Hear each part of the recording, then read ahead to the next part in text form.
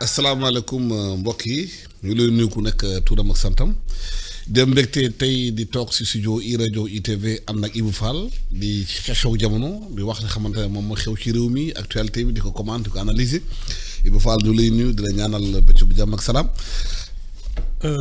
Alassane ma commencé nuyu les auditeurs normaux mooy sama soppe yeeg ñooñu. comme léegi dañu toll ci. tolérance zéro ñu si des moom du ma leen sax nuyu. nuyu naa la Ibou Fall di nuyu. bépp auditeur ak téléspectateur média démb premier ministre jaar na assemblée nationale. sur des questions d' actualité. lu si gën a bëri lu mu si ñëwaat mooy affaire justice affaire gestion réew mi affaire opposition bi lépp nee na dina am tolérance zéro ci loolu. naka la ñu mën a analyser discours premier ministre bi ci assemblée nationale. alors man bi ma talee dégg tolérance zéro ci Sénégal dafa yàgg. sur toutes sortes de questions et ça n'a jamais été appliqué donc dara man daal bon maintenant c'est le premier ministre qui est devant des députés à qui a sa cause il y en avait quelques-uns parce que ñii dañ ko boycotté bon, moi je trouve que affaire u boycott parce que ñoom ils sont délégués par le peuple qui a des questions à poser au premier ministre vraiment waruñ topp seen dënn. Si maintenant, lui, il est libre de répondre à sa façon, mais l'obligation des députés, c'est de poser des questions au Premier ministre. Donc, pour moi, le boycott n'était pas la bonne méthode. Parce que le boycott, ça a été toujours contre-productif. Oui, mais la preuve, en 2007, quand l'opposition a décidé de boycotter les élections législatives, mais après, ils ont dû inventer des assises nationales pour avoir une tribune. Parce que quand tu n'es plus à l'Assemblée nationale, mais tu n'as plus de légitimité pour parler. Donc, je pense que ce n'est pas la bonne méthode. Maintenant, parce que si justement on les provoque pour qu'ils boycottent, ça va être encore plus facile. Parce que dans l'Assemblée nationale, il y a une question comme l'importance que le Premier ministre a abordé, surtout une question concernant la justice. Néna, le peuple a bien le droit de mettre la pression sur les juges, sur la justice. Répéter dans les le président wax na ko ci conférence de presse bu mu defoon mooy rencontre de presse bu mu defoon ak journalistes yi. Ah man nag c'est le contraire qui m'aurait étonné. Le premier ministre est-ce qu'il peut désavouer son président loolu nit xalaatu ko parce que si il ne pense pas comme le président il lui rend son tablier donc il est dans son rôle de premier ministre par rapport au président qui a affirmé quelque chose et il enfonce le clou. Mais man li ma gëm mooy quoi qu'on dise su dee juges yi ils arbitrent en leur âme et conscience d'abord mais aussi ils tiennent compte de ce que le peuple ressent parce que le sentiment d'injustice un éminent professeur mës na ma ne c'est la fonction de la justice c'est de ramener la paix. Prendre une décision de justice qui met le feu au pays, elle n'est pas judicieuse. Une décision de justice, justement, c'est pour que la paix soit... Madame, l'intelligence de la décision. C'est l'intelligence de la décision. Et je pense que nous, on a des magistrats qui savent ce qu'ils font. Bon, maintenant, comme dans toutes les corporations, il y en a des très bons, il y en a des moins bons, il y en a des fiables, il y en a des moins fiables. loolu nag moom vraiment du ma ci dugg. mais am na ñu bëri ñu indi ñëw le fait que l'exécutif dugg ci question judiciaire bi naan dañuy def pression sur la justice te premier ministre nee na c'est pas au magistrat de définir la politique pénale du pays. Man les gens ne s'indignent pas des comportements plutôt que des propos parce que ça ce sont des propos. Mais que le président de la République et le ministre de la Justice je crois siègent au Conseil de la magistrature mais c'est encore plus grave que ça ce sont des propos de toute façon gis nga juge yi ku ci nekk ak affaire bi ngay traité et ça se fait au cas par cas soo gisee loo xam ne jar na daan nga daan ko soo gisee loo xam ne jarul topp nga bàyyi ko mu dem man loolu laa gën a gëm y a pas de on peut pas les mettre tous dans un même moule. Parce que ku ci nekk ak sa personnalité, ce cursus, voilà. Loolu moom, je pense que mais ça c'est des propos. Il y a aussi la loi comme boussole. Et c'est la loi. La loi, l'environnement ak yooyu. Mais ce sont des propos. Le vrai problème. Mais parce que ñoom dañuy dénoncer mooy lenteur yi dañu ne pratiquement lenteur bi les gens disent la justice. Le temps de la justice c'est pas le temps de la. Le temps de la justice c'est le politicien. Parce que procédure yi dafay am il faut ñu respecter ko mais respecter procédure yi mun na am ay vices de procédure boo ko respecté wul mun na aussi nga def erreur judiciaire bu nga respecté mun nga tooñ aussi le justiciable. xam nga ñun la perfection n'est pas humaine. tigi. Mais xam nga lan mooy wax ji. Je pense que nous avons un système qui a tenu de l'indépendance à maintenant. Parce que coow li gën a bari. mooy les affaires entre politiciens ak yooyu moo fi indi coow. Mais tous les matins il y a des gens qui sont devant les juges avec leurs avocats et dont on traite des affaires. Hein? Donc man je pense que c'est un fonctionnement normal parce que si suñu sudloon loolu la République ne tiendrait pas. duñ fi mën a nekk am 5 régimes différents parce que justement il y a des fondations, il y a des fondements de la République dont l'état de droit. Non bon moom nag c'est un homme politique, il est devant des trucs, il y a les télés, il y a les radios su ko neexee muy wax di muy wax. mais c'est que moment yooyu amuloon discours yi maanaam amuloon de façon aussi ouverte des pressions sur la justice. pour ne leen gaaw leen ngeen def li assemblée nationale ak député yi bu ñu défilé ku nekk di wax. mais il y a toujours eu nag des décisions qui nous ont semblé bizarres au plan juridique. bien sûr te mës nañ fi toog tam. Macky Sall ci boppam. ne am na ay dossiers yoo xam ne dafa ci def concam. waaw wax na ko. wax na ko. jeex na et puis benn bi man ce qui m'indigne le plus c'est cette fameuse loi d'amnistie. parce que entre 2021 et 2024. am na fi ay événements yoo xam ne.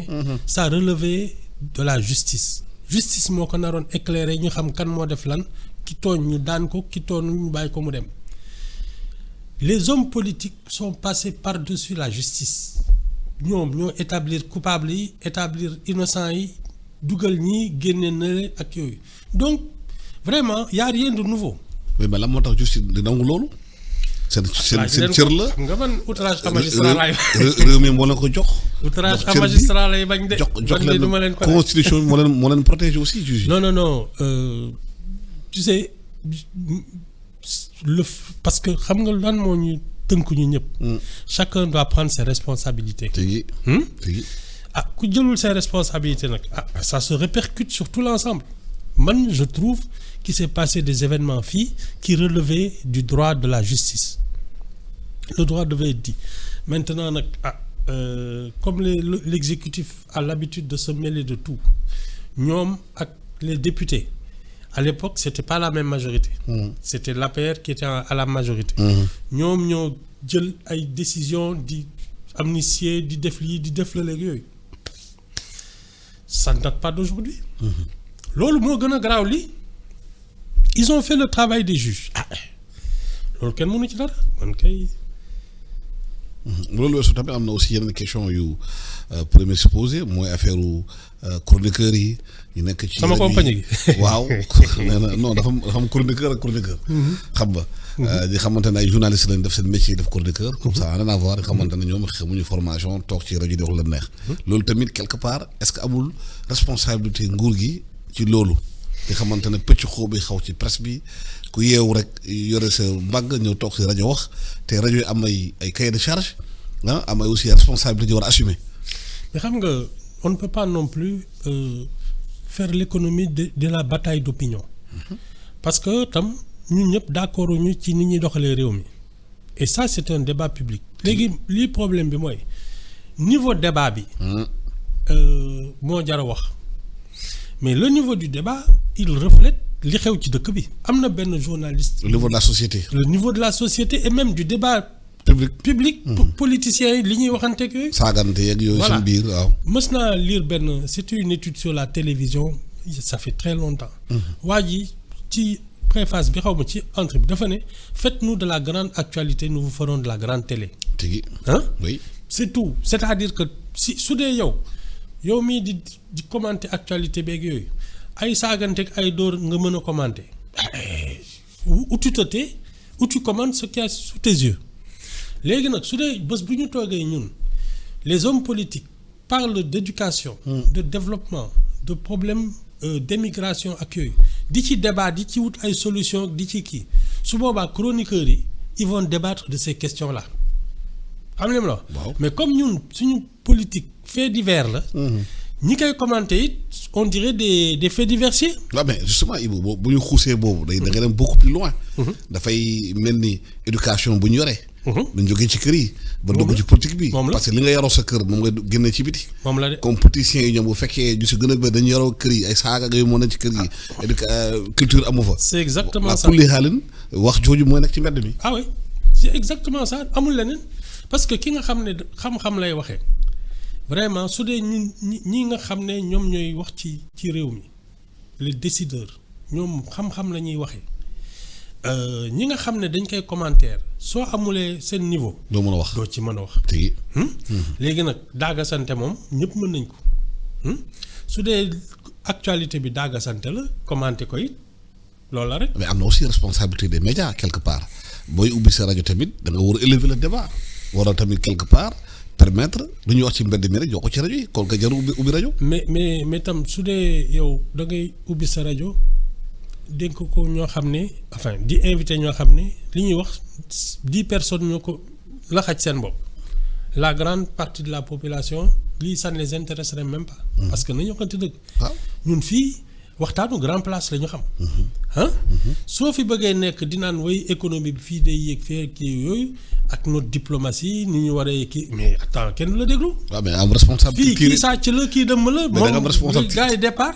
tirer vers le haut aussi même bu dee fekkee ne ñaari ñoo lay déglu moo amee njëriñ. xam nga moo ëpp solo. xam nga on a plus tendance à être tiré par le bas.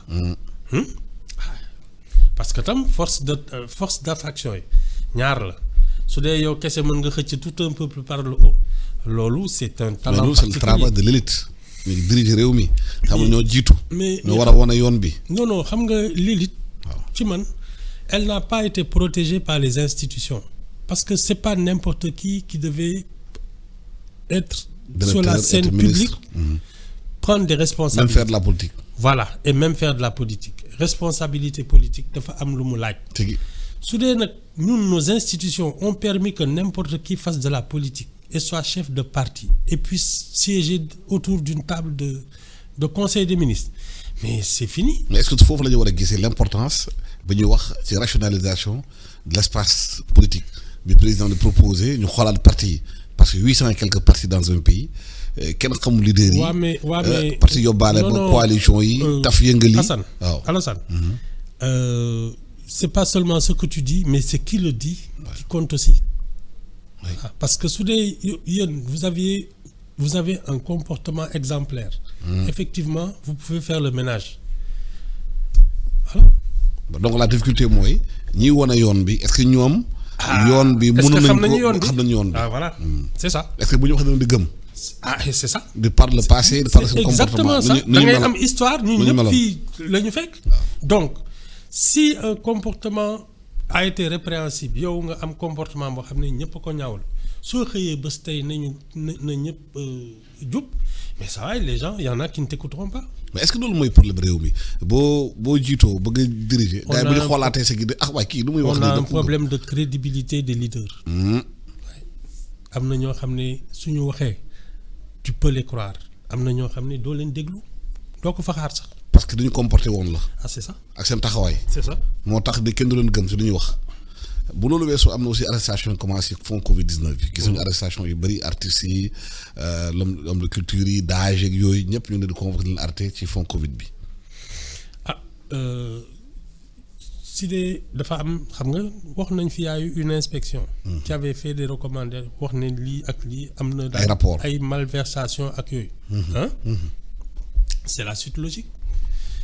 ku laal loolu laal daal vraiment su la yoon wooyee nga dem wuy ji y a pas à se parce que mënuñu mbubboo tam ci wéy ay règlement de compte la yooyu s'il y a eu des problèmes sans que ce ne soit nag léegi un débat sur la place publique. parce que dafa am ay corps de contrôle def nañ seen recommandation teg nañ ko ci table procureur bi na def liggéeyam y a pas autre chose.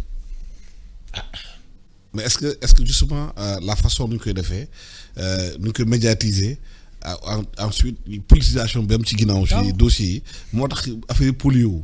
oui c'est ça xam man yàgg naa fi ne y a des débats surtout yoo xam ne ça discrédite l'administration da ngay nekk fii naan Sénégal c'est un pays de corrompu ak yooyu bref mais l'image du Sénégal s'en ressent.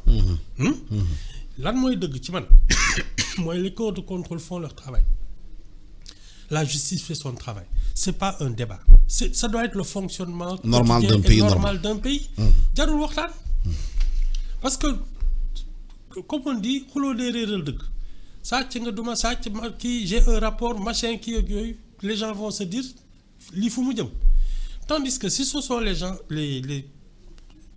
les fonctionnaires assermentés et payés pour ça qui font leur boulot et qui n'ont même pas à se justifier parce qu'ils font leur travail ñëw joxe seen conclusion magistrats yi jël le relais xam ne fii yoon war na ci wax.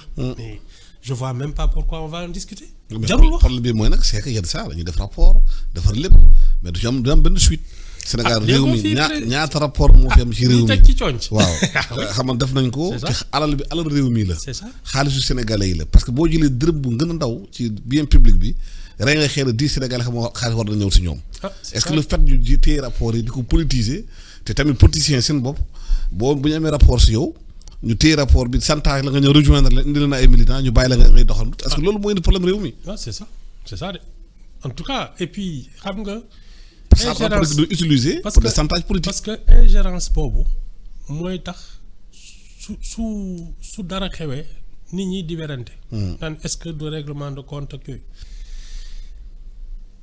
dëkk dafay am corps de contrôle ku ñu dénk alalu réew mi nga nar ko doxal. balaa ngay ñëw war nañu saytu yow say mbir sooy dem dinañ seet yow lan nga liggéey ak foo jaaree kii. y a pas à faire un débat man wax ji man moo ma ci jaaxal parce que matu ko tu arrives au pouvoir c'est clair qu'il faut auditer faire l'état des lieux li ci am su dee def ci am lu jaarul yoon tu as un procureur tu as un ministère de la justice qui doit pouvoir s'occuper de ça man du ma ci discuter. parce que réew bi da ngay gis ça ñu dafay dégâts yu njombe mu ne fang kenn du ci wax dara. ñu nëppal ko taf yëngal ko. làq ñooñu di dóor ñeneen ñi. yaa ngi fi may. am na ñuy def ba loolu dañ nag. chaque régime a ses amis ses protégés et ses moutons noirs. kon nga justice amu fi. kon ñu wax ko justice kon. man daal li ma xam mooy l'exécutif se mêle de trop de choses qui ne devraient pas le regarder man loolu mooy sama wax depuis l'exécutif se mêle de ce qui ne devait pas le regarder benn ñaar. daf ci am yoo xam ne parce que gis nga c'est toujours ci affaire Assemblée nationale député bi nga xam ne il doit sa place à son département à ses électeurs c'est pas une liste d'un appareil politique il ne se comporte pas comme quelqu'un qu'on a désigné et qui était sûr que su doon moom ak boppam. mais loolu il faut changer le mode de scrutin. ah oui man ça je le dis la liste nationale doit être supprimée. ñu fal gars yi ci liste départementale yi. ah oui. nga xam ne yow mii waa Pikine wala waa Guédiawaye ñoo la fi teg soo defee leneen lu leen jaaxal c'est ton dernier mandat. mais loolu arrangé le politicien yi ñoom xam nga dañoo yore pouvoir bi parce que yooyu bu amee dañu mën a contrôler assemblée nationale bi leen bëggee neex loi yi dañu ko bëggee voter du jàllee duñu ko bëggee. parce que boo ma falulee sama département moo ma fal bu ma ñëwee assemblée nationale mënoo ma wax lu may def. mais c'est ça parce que nag Alassane pour man la démocratie est un système complexe. du affaire wu yaama neex ñun justement on a tendance à penser que la démocratie mooy ku nekk war nga sañ lu la neex au contraire je pense que c'est un système pour les civilisations sophistiquées parce que ku ci nekk war nga xam règles yi war nga leen appliquer c'est pas un truc boo xam ne 57% d'analphabètes et des trucs xamuñ ci dara te ñu ngi ciy wax et nous on a ce problème. waaw démocratie bu fekkee ne jànguñu jànguñu ci. français jànguñu ci seen langue nationale maîtriser wuñu ko. xamuñu dara kon démocratie da ngay yaakaar ne c'est pas fait pour nos pays. c'est exactement ça. lu tax. mais parce que la démocratie c'est l'application des règles valables pour tous ñi xamul règles yi ils font comment. jàngal la. su dee jànguñu nag. jàngal la. yow xam nga li fi xew. waaw bu jàngal nit ñi. jeex na moo tax man je trouve que actuellement et ça le premier problème mooy élite bi nga xam ne moo naroon xëcc nit ñi nga xam ne dañ ko waroon dànkaafu protéger ko ba moom mu mën a jël ay responsabilités. moom la ñu njëkk a sànq ñu pousse les gens qui aujourd'hui accaparent le pouvoir mais c'est pas forcément l'élite. Tu as beaucoup de privilégiés mais pas forcément des gens brillants. mais est-ce que loolu comme ni ko premier déggee wax na ne système bi changé wul c'est les mêmes hommes qui sont là les mêmes fonctionnaires les mêmes magistrats l'état profond est toujours là. mais état moo ñu fi bàyyi s'il y avait pas d'état ñoom bi fii du ñu toog. l'état profond. oui boobu dafa am beneen signification. oui c'est les gens qui sont respectueux de la République qui travaillent en se disant on travaille pour la République pour la nation. est-ce que loolu bari na ci réew mi léegi. les gens qui travaillent pour la nation. mais si c'était pas la majorité nga mën def ay alternance nii s'il y avait pas une administration une armée des juges des trucs ak yooyu. mais yaakaar réew mi léegi ñu bëri travail pour eux-mêmes de seen bopp la ñu liggéeyal de su gën a bëri de. waaw mais je pense. xalaat réew mi bëri la majorité xam nga. non xam nga wóor na. non xam nga ñi gën a fës mooy ñi jaaxal seen mbokk. mais Alassane il y a plein de Sénégalais tous les matins dañuy xëy liggéey li ñu war a liggéey ñibbi seen kër. mais ñooñu ñoo yor dëkk bi. mais ñooñu dañ leen war a teg ci kanam. wane bon exemple ñu woon leen en exemple. en exemple pratique. non fii xam nga fii sama gars yi nag du ñu xëccoo xam nga su dee yow li ngay def xam nga ko tu as des compétences tu as une vocation soo xëyee dem defi li ngay def ñibbi sa kër defoo bruit ki nga xam ne nag à part def bruit mënul leneen kooku ñu daaxal mais. Société sénégalaise chaque matin il y en a des foules entières qui vont faire leur devoir dem liggéey ñibbi seen kër yar seen doom loolu nag c'est ça qui nous sauve léegi organisation bi ñu waroon am.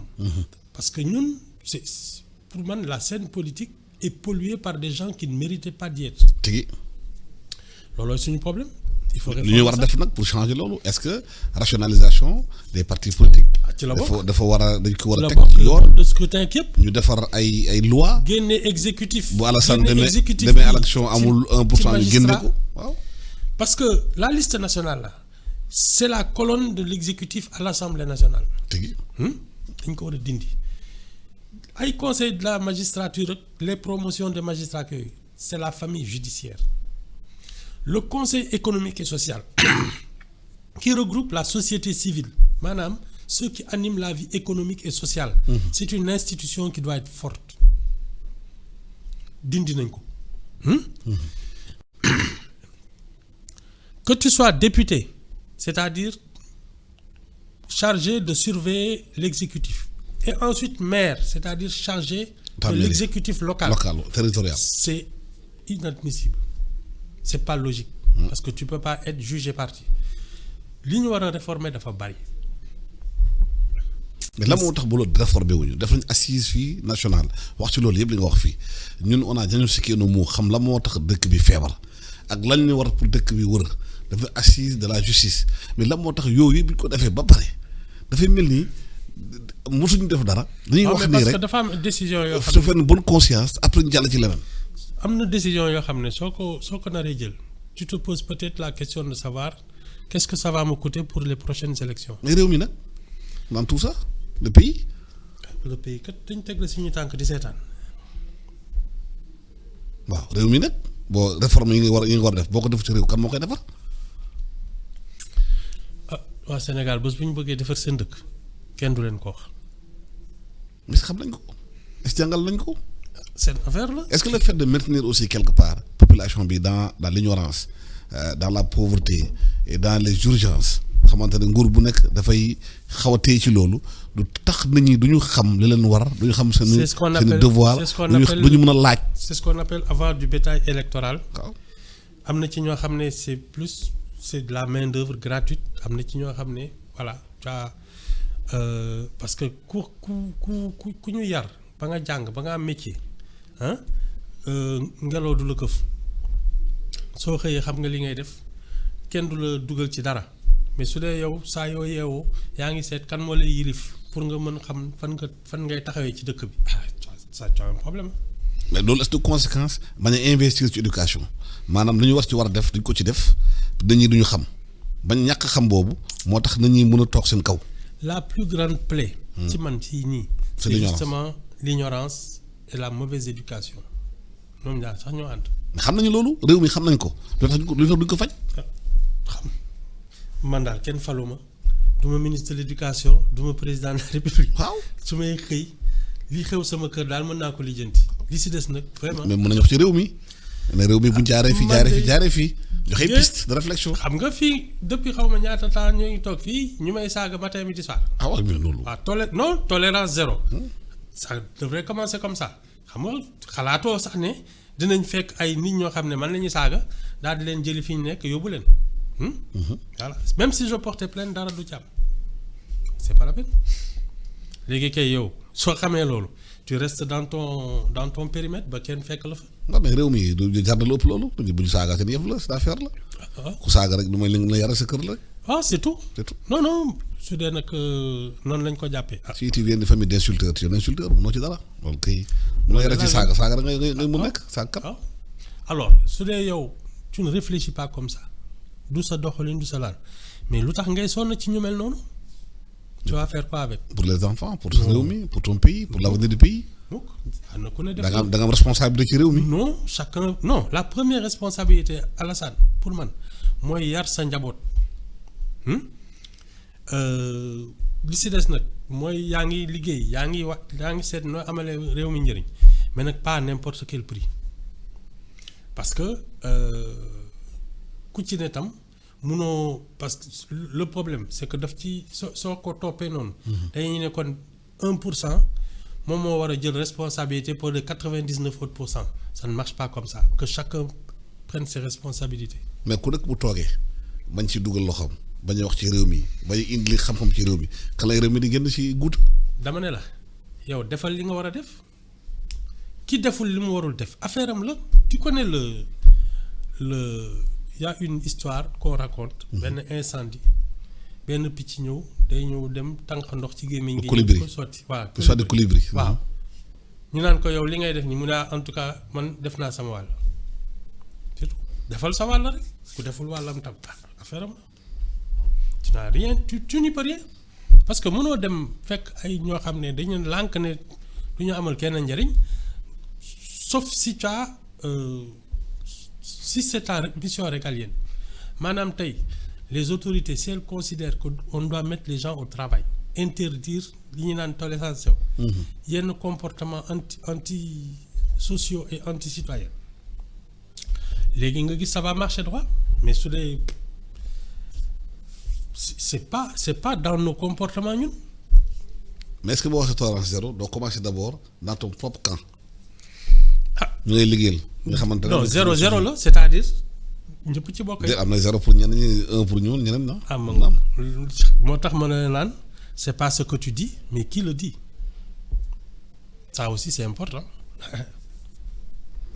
waaw gis nañu aussi keroog bi premier ministre dem ci benn marche bi defoon di dénoncer mendicité bi ci télé bi mooy xale yi dañu leen téye def leen genre industrie ay nit jël leen rek teg nañ ci mbedd bi dana yelwaan loo.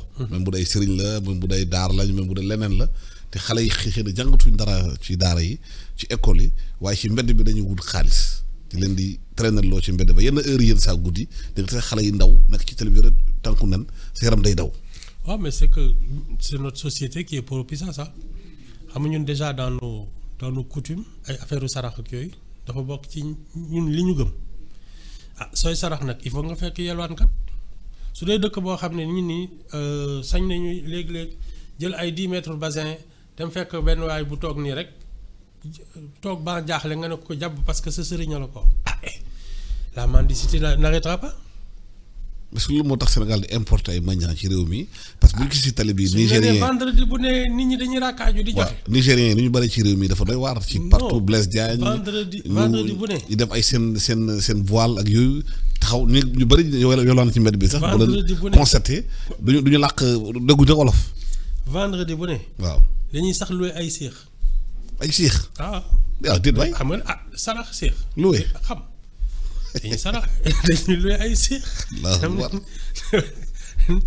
yooyu la de dañuy sarax ay séex moom. waaw mais parce que loolu dafa am. non ce sont les croyances sociales qui sont la base de ça. mais dans d'autres pays c'est organisé soo demee ay li Maroc dafa mooy li nga xamante ne ku bëgg a saraxe da nga koy indi bàyyi ko foofu teg ko. ñu jox ko néew ji doole yi. si mosquée yi ak yooyu. est-ce que bu ñu ko organisé. mendicité bi Alassane waaw. on doit la bannir. Le meilleur moyen de gagner quelque chose, c'est de travailler. Hein? Mendicité, dañ ko war a bannir. Parce que pour moi, il y a une manière de faire l'aumône. Mooy nga am fondation. Am xaalis. genre wax fa yow lay wax. def ko fa. ñu ne par exemple telle partie du pays, tel village wala yooyu ils ont des problèmes d'école, d'hôpitaux. ren agriculture bi xaw na doy waar il faut les aider à relancer leur truc man façon boobu le caritatif j'y crois ñii ay mag lañu ay yooyu de temps en temps nga jël ay médecins de toutes les disciplines yóbbu leen ñuy faj nit ñi loolu ci man c'est du caritatif mais tëdd sa kër mu neex la nit ñi rang parce que dañuy naan chaque vendredi da ngay joxe ay 5 000 ak i 10 000 mais ça encourage la mendicité il faut la bannir. waaw parce que nu mu amee fii ci Sénégal dafa xaw ëpp dayoo boo demee ci sous-région bi pourtant maanaam yelwaan bi barewul noonu te xam la moo gën a paradoxal gouvernement Niger dafa interdire mendicité à Niamey mandiant bu ñu fa jàpp dañu léew si benn camp. nga dem liggéey. bien sûr ñooñu daw nag ñëw toog Dakar. parce que ñun fii vendredi dañuy jëfur. fii nii. vendredi ay saako ceeb ak ay paquet suukar ak ay piis ak ay ganaar ak yooyu la c'est tout c'est pas autre chose. am na aussi c'est une bonne économie. benn idée aussi bi premier ministre avancé mooy réactualiser le service militaire obligatoire. pour que ndaw yi Sénégalais yi jaar ci service militaire obligatoire. en tout cas le service loolu dafa nekk ci loi Sénégal déjà ba pare mosuñu ko appliquer. le service civique au moins. Servir son pays pendant 18 mois ou 24 ça moom surtout que c'est l'occasion d'inculquer les valeurs de la République. surtout fu ñu toll ak réew mi ñi nga xam ne amuñu métier c'est le moment de les former mais ça devrait être obligatoire. Mais moi je suis convaincu que obligatoire moom ce sera valable pour les uns mais pas pour les autres am na fi ay famille yoo xam ne soo leen ne sa doom dafa war a dem service militaire. ba ñu génnee la ñoom si yax bu rëy bi.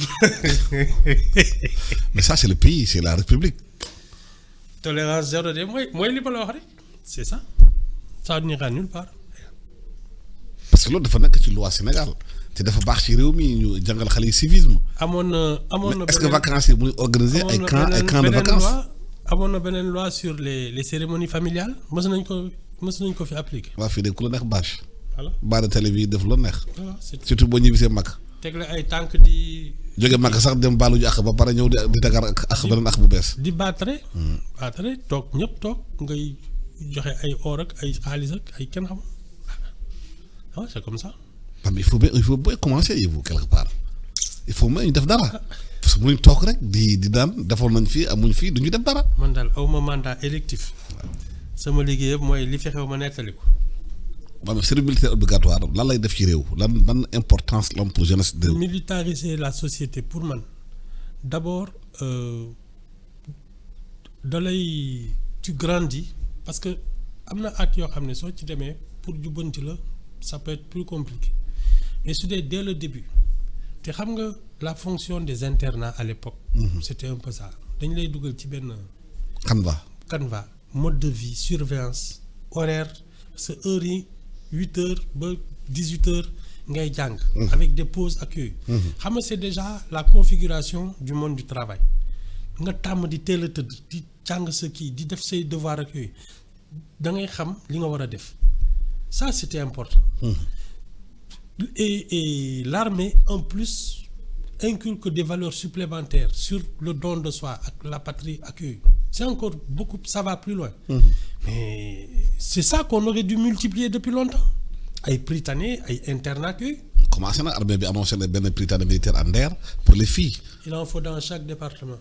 Chaque département benn école prytanée militaire. Ah oui man le plus simple. C'est que même dans comment on dit ça les lycées publics là. Oui.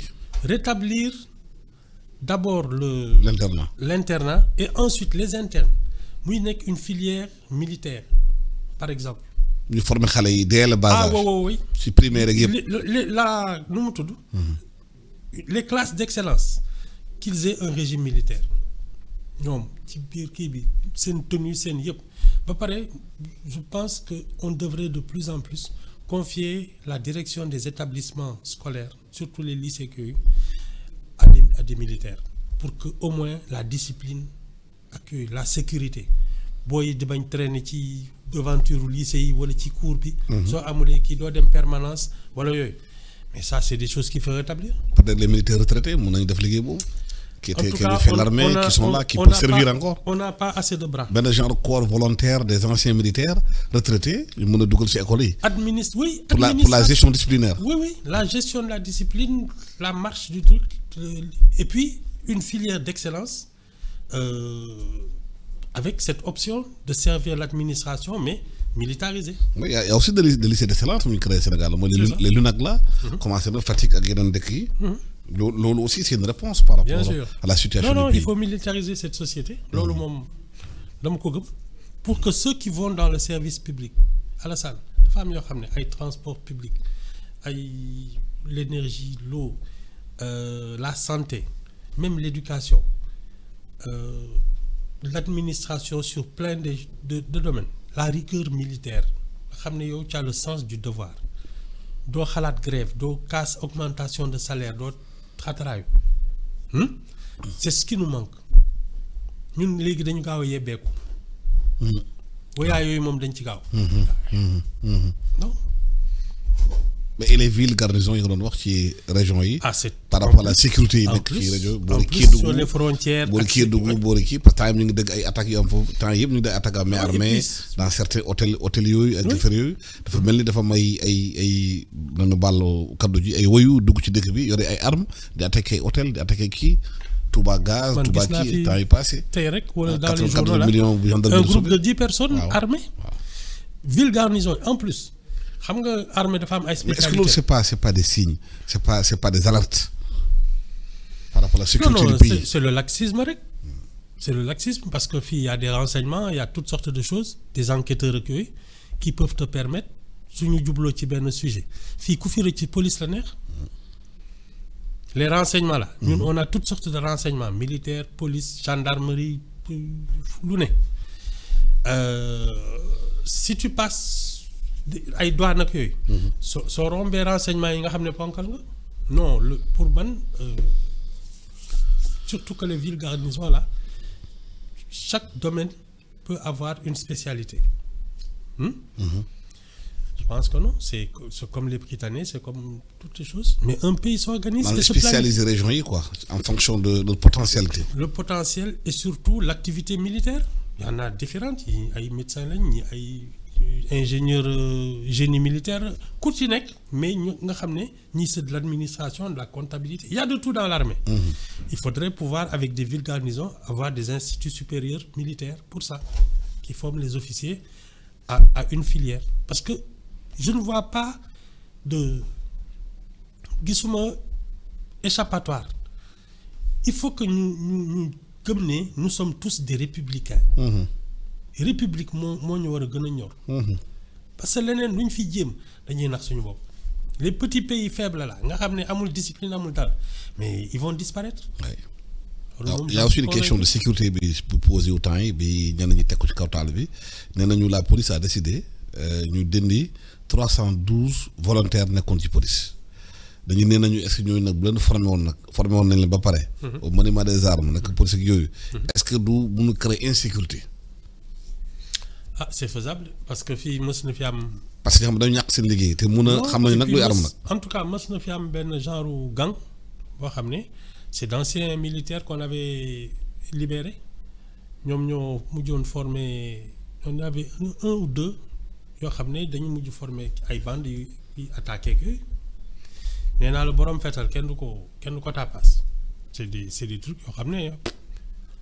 parce que aussi c'est les conséquences de recrutement aussi nga xamante ne dañoo jël ay nit dugal leen ci police mun nañoo lire mun nañoo jàng mun nañu xam nga loolu problème la woon aussi ah. bañ a nekk problème Alassane fii dañu néewal njàng mais ça doit être obligatoire on aurait dû en faire une priorité depuis plus de 40 ans. maanaam jàng. waaw ci lépp nag nit day xam dara. bañ a nekk français rek nag lépp dans toutes les langues. jàng alphabétisation jàng xam-xam daal. man daal xawma ay langue nationale mais li nga xam ne c'est l'instrument de travail c'est le français Alassane man duma koo xam ne damay naan non c'est-à-dire man yooyu gëm ma ko ay langue nationale ak yooyu xam na laa gëm nous on a une langue de travail officielle benn deux au plan mondial nous sommes un géant diplomatique parce que nous sommes un pays francophone nous notre grandeur à l'étranger c'est que nous sommes un grand pays francophone on n'est pas nombreux on a notre sous-sol ñu ngi naan il est riche il n'est pas riche. ressources humaines yi. ressources humaines. Mais ce sont les ressources humaines. Or, sur le plan international, c'est surtout parce que nous sommes un grand pays francophone qu'on est respecté. Alors soo fi bëggee ñëw naan non dañuy sànni lii tëmbal la léegi c'est-à-dire que reprendre l'identité de la République du Sénégal ça va te prendre peut-être 2 ou 3 siècles. mais su la pose benn question de fond yi bu mooy on a l'impression que réew mi du ñu diisoo ci essentiel bi du ñu waxtaan li nga xamante ne moom mooy consensus national pour Sénégal ne lii kam ak lu ñu munti mel ak lu ñu munti jiwoo ligne bi lii la kenn du ko wàcc. mais loolu c'est la fonction des gouvernants c'est aux gouvernants de nous mettre tous dans une direction. D'accord sur une. C'est le leadership. Sur le consensus. Ah oui. On peut être divergent sur les idées, mais ñu ne réew mi question yi posé wu. Il y a une obligation, c'est construire le pays. Absolument. su may naan par exemple en matière d'agriculture ne pas s'empêtrer dans des histoires lu mu neex waaye def il faut des ceintures mu wër na ne ñun notre production elle est planifiée à l'échelle nationale. xam nañu fan la ñuy wutee fruits fu ñuy wutee légumes fu ñuy wutee céréales. comme Chine boo demee Chine dëkk bi ay armoire la defar dëkk bi ay porte la defar dëkk bi ay mbuus lay defar. c'est tout fu nekk xam nga foo mën a dem. c'est tout organisation spatiale du pays et territoriale. c'est de la planification surtout que nous mooy l'agence là d'aménagement. xam nañu fan la nekk. mais on n'applique pas. mais lan moo tax Ibou man mooy sama feebar lan moo tax réew mi ñu réfléchir sur tout mais on ne fait rien. dañ ko talul. ay waay. ñun depuis 2016 on est en campagne politique permanente 2016 ba léegi. ça fait bientôt 9 ans.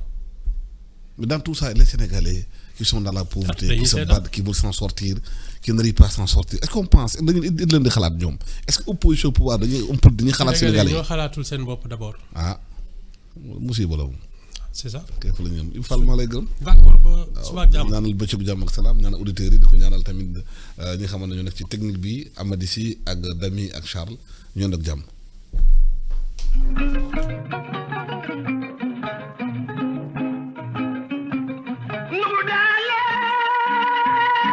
transfert d'argent bi di Cap